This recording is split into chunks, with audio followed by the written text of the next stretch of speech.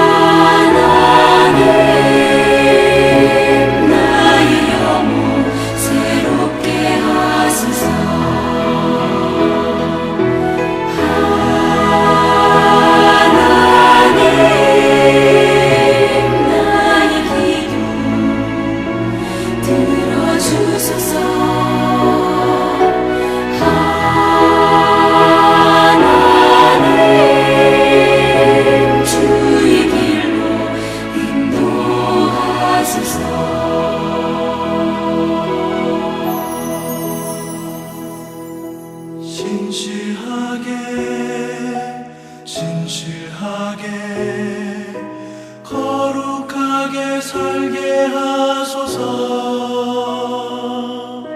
신실하게 진실하게 거룩하게 살게 하소서. 거룩하게 살게 하소서.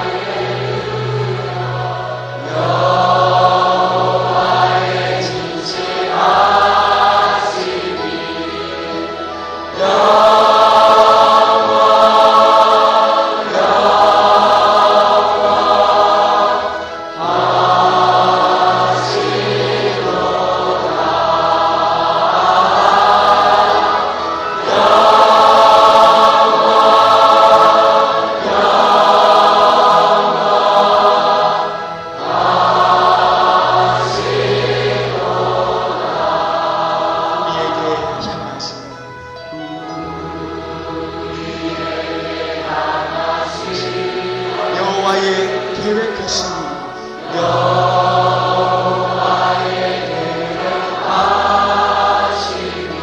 크고 크도다. 할렐루야.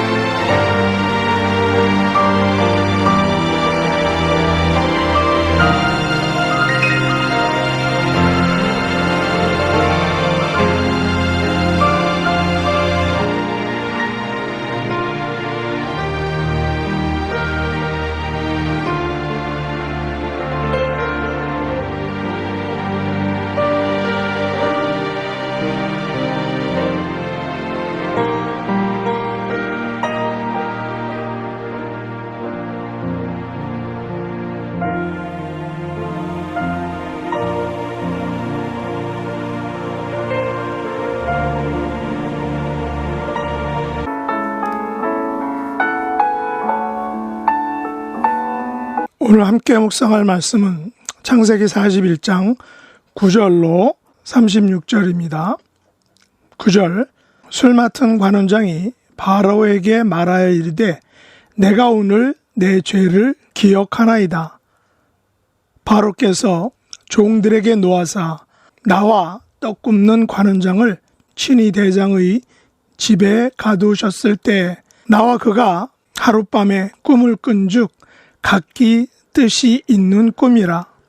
그곳에 친위 대장의 종된 히브리 청년이 우리와 함께 있기로 우리가 그에게 말하매 그가 우리의 꿈을 풀되 그 꿈대로 각 사람에게 해석하더니 그 해석한 대로 되어 나는 복직되고 그는 매달렸나이다. 이에 바로가 사람을 보내어 요셉을 부르매 그들이 급히 그를 옥에서 내놓은지라.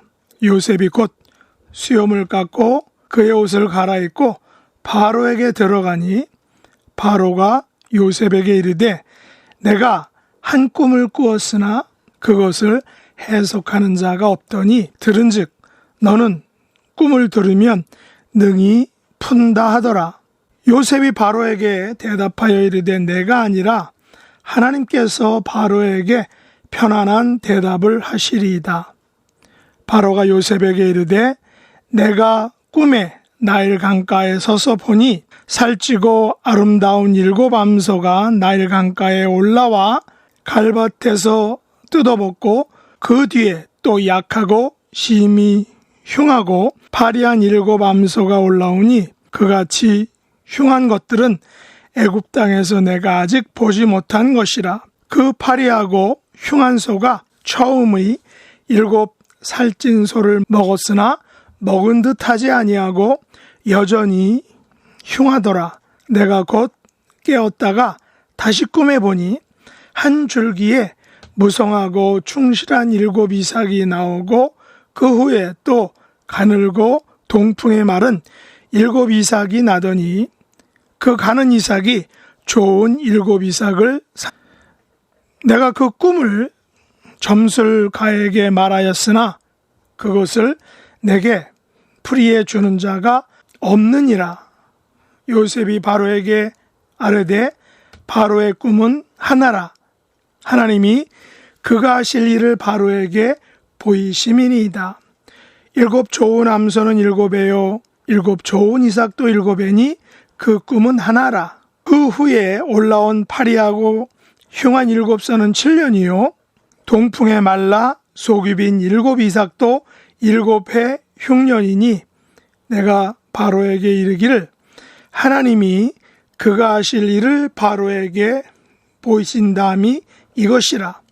온 애굽 땅에 7해 큰 풍년이 있겠고 후에 7해 흉년이 들므로 애굽 땅에 있던 풍년을 다 잊어버리게 되고 이 땅이 그 기근으로 망하리니 후에 든 그 흉년이 너무 심함으로 이전 풍년을 이 땅에서 기억하지 못하게 되리이다. 바로께서 꿈을 2번 겹쳐 꾸신 것은 하나님이 이 일을 정하셨습니다. 하나님이 속히 행하시리니 이제 바로께서는 명철하고 지혜 있는 사람을 택하여 애굽 땅을 다스리게 하시고 바로께서는 또 이같이 행하사 나라 안에 감독관들을 두어 그 7해 풍년에 애굽 땅의 5분의 1을 거두되 그들로 장차 올 풍년의 모든 곡식을 거두고 그 모든 곡물을 거두고 그 곡물을 바로의 손에 돌려 양식을 위하여 각 성읍에 쌓아두게 하소서. 이와 같이 그 곡물을 이 땅에 저장하여 애굽 땅에 임할 7해 흉년에 대비하시면 땅이 이 흉년으로 말미암아 망하지 아니하리이다. 아멘. 오늘 말씀의 제목은 꿈을 통해 하신 일입니다. 창세기 41장은 요셉의 꿈 해몽 이야기 시즌 3라고 할 수 있습니다. 다시 말해서 요셉이 바로왕의 꿈을 해몽해 준 이야기입니다. 요셉 이야기에 나오는 꿈은 꿈에서 시작해서 꿈을 통해 이루어지는 것을 보게 됩니다. 하나님께서는 꿈을 통하여 요셉을 들어 사용하셨습니다. 지난 시간에 살펴본 꿈은 술 맡은 관원장과 떡 굽는 관원장의 꿈을 통해서 그 꿈 해석은 하나님께 있다라는 사실을 알려주셨습니다. 오늘 본문 11절에 보면 술 맡은 관원장이 바로왕에게 먼저 자신의 죄를 기억한다라고 고백하고 있습니다. 그것은 감옥에서 요셉이 한 부탁을 들어주지 못하고 까마득하게 잊어버렸다는 것을 의미하는 것입니다. 요셉은 풀려나게 되면 자신을 잊지 말고 기억해달라라고 이렇게 신신당부를 했는데 이 술 맡은 관원장은 풀려난 것이 너무 기쁜 나머지인지는 모르지만 지난 일들을 싹 잊어버렸다는 것입니다. 그가 죄를 기억한다라고 한 것은 만일 요셉이 풀려났다면 오늘날과 같이 바로 왕이 꿈으로 인해서 고민할 필요가 없었다라는 그런 의미이기도 합니다. 관원장은 11절에서 자신과 다른 관원장이 꾼 꿈은 각기 뜻이 있는 꿈이었다라고 말하고 있습니다. 다시 말해서 오늘날과 같이 바로왕의 꿈을 해석할 수 있는 히브리 청년이 있음을 알게 된 꿈이었다라는 것입니다. 또한 놀라운 사실은 요셉의 꿈 해석이 정확하게 들어맞았다는 것입니다. 요셉이 해석한 대로 그는 복직되고 떡 굽는 관원장은 매달렸기 때문입니다. 창세기 기자는 술 맡은 관원장의 고백을 통하여 다시 한번 하나님께서 꿈을 통하여 개인과 국가를 경영하신다는 것을 보여주고 있는 것입니다. 사실 고대나 혹은 현대에도 사람들은 꿈을 통해서 자신의 미래나 국가의 미래를 알아보고 또 그 꿈에 어느 정도 의존하는 것을 봅니다. 물론 고대에는 전적으로 그 꿈에 의존했다라는 것을 우리가 역사를 통해서 혹은 영화를 통해서 알게 됩니다. 그래서 꿈을 악한 의도를 가지고 해석하여 자신의 사역을 채우는 방편으로 삼기도 했다라는 것을 우리가 역사를 통해서 알 수 있습니다. 그러나 요셉의 꿈 해석은 그런 사이비 해몽가들과는 전혀 달랐다는 것이죠. 왜냐하면 바로의 고백대로 그의 꿈을 해석하는 자가 없으나 요셉의 말처럼 꿈의 해석은 요셉이 아니라 하나님께서 직접 해석하시어 편안한 대답을 하셨기 때문입니다.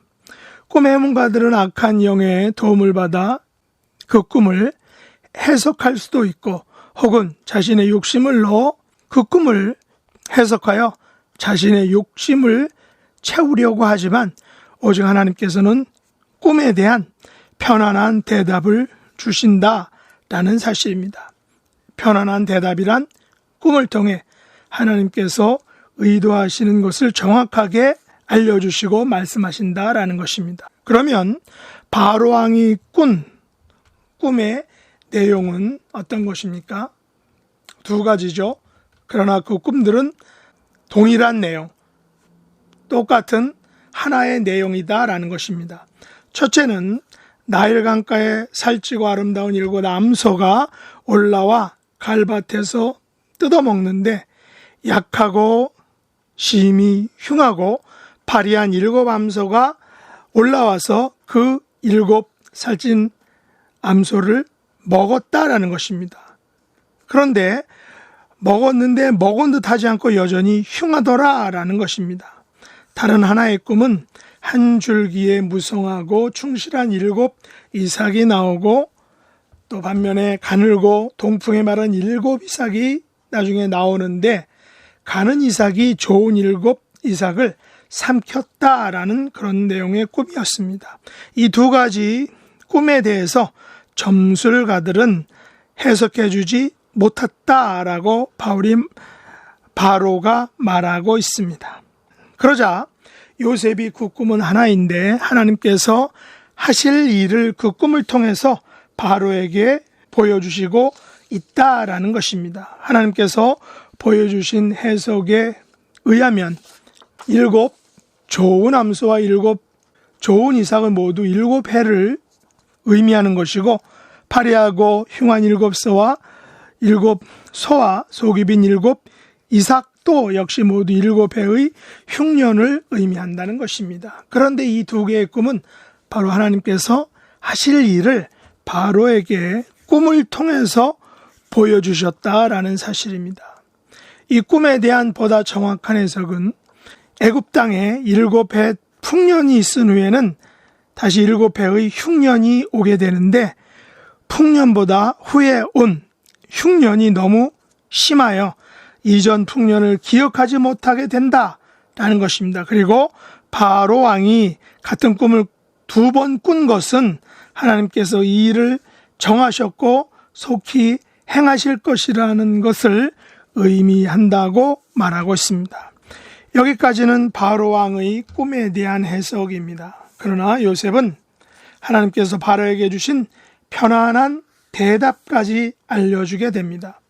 그것은 명철하고 지혜 있는 사람을 택하여 애굽 땅을 다스리게 하고 나라 안에 감독관들을 두어 7해 풍년 동안에 애굽 땅의 5분의 1을 거두어 장차 올 풍년의 곡물을 거두어 바로의 손에 돌려 양식용으로 각 성읍에 쌓아두라는 것입니다. 그러면 곡물을 저장하여 후에 임할 7해의 흉년에 대비하여 애굽이 흉년으로 인해 망하지 않게 하라는 그런 편안한 해답을 바로 왕에게 주었던 것입니다. 이처럼 우리 하나님께서는 좋은 것도 주시고 또 그렇지 않은 것도 주시며 풍년도 주시고 흉년도 주시지만 하나님께서 주시는 편안한 해답을 통하여 대비하면 망하지 않는다라는 사실입니다. 우리는 지혜 있는 다섯 처녀와 또한 미련한 다섯 처녀 이야기를 이미 잘 알고 있습니다. 어쩌면 우리는 그래도 지금 7해의 풍년 기간을 살고 있는지 모릅니다. 그러나 7해의 흉년 기간이 온다면 우리는 어떻게 될까요? 미련한 다섯 처녀들처럼 등만 준비하고 기름을 준비하지 못한다면 우리는 내어 쫓겨서 밖에서 이를 갈미 있게 될 것입니다. 바로 왕은 비록 이방 왕이었지만 하나님께서 보내신 요셉을 통하여 7해의 풍년 동안 양식을 각 성읍에 쌓아둠으로 나머지 7해의 흉년에 망하지 않았다라는 것입니다. 하나님께서는 바로 왕에게 꿈을 꾸게 하시고 요셉을 보내주셔서 그 꿈을 통해서 정말로 편안한 해답을 주신 것입니다. 물론 하나님께서는 요셉을 앞으로 들어 사용하시기 위해서 바로에게 그런 꿈을 꾸게 하셨던 것입니다. 우리가 살고 있는 지금의 상황, 코로나 팬데믹의 시기에 우리는 무엇을 준비해야 할까요? 하나님께서는 우리에게 어떠한 편안한 해답을 주실까요? 어찌 보면 우리는 지금의 팬데믹 상황이 7해의 흉년이라고 쉽게 생각할 수도 있지만 혹시나 오히려 지금이 7해의 풍년이고 나중에 후에는 7해의 흉년이 올지도 모른다는 사실을 우리가 기억해야 한다는 것입니다. 그러므로 우리는 영적인 양식을 위하여 각 성읍에 쌓아 두어야 한다라는 것입니다. 그것이 말씀 묵상일 수 있고 찬양과 기도일 수 있고 예배와 봉사와 헌신일 수 있습니다. 아니면 가족이나 친척들을 구원하는 것일 수 있습니다. 우리는 하나님께서 하실 일을 볼 수 있는 영적인 안목, 영적인 해안이 필요한 때를 살고 있다라는 사실입니다. 우리의 남은 삶이, 우리의 남은 생애가 하나님께서 하실 일을 볼 수 있는 밝은 영안, 깨어있는 영안을 가진 성도가 되어서 하나님께서 주시는 평안한 대답을 받는 복된 삶이 될 수 있기를 예수님의 이름으로 축복합니다. 기도하겠습니다. 하나님 아버지, 바로의 꿈을 통하여 역사를 움직이시는 하나님이심을 고백합니다. 요셉을 들어 쓰셔서 이스라엘을 세우실 계획을 가지신 역사의 주인이신 하나님임을 고백합니다. 지혜 있는 다섯 처녀들처럼 믿음의 삶을 준비하는 삶을 살게 하여 주시옵소서. 7해의 풍년 동안 영적인 양식을 잘 쌓아두어서 7해의 흉년을 대비하는 지혜로운 자들이 될 수 있기를 원합니다. 코로나 팬데믹 상황에서도 영적인 양식을 준비하여 쌓아둘 수 있는 지혜를 허락해 주시기 원합니다. 하나님께서 하실 일을 볼 수 있는 영적인 눈을 가진 백성들로서 저희들의 남은 생애를 살아갈 수 있도록 은총 베풀어 주옵소서. 예수님의 이름으로 간절히 기도드렸나이다. 아멘. 사랑의 주님이 날 사랑하시네. 내 모습 이대로 받으셨네. 사랑의 주님이 날 사랑하듯이 나도 너를 사랑하며 섬기리.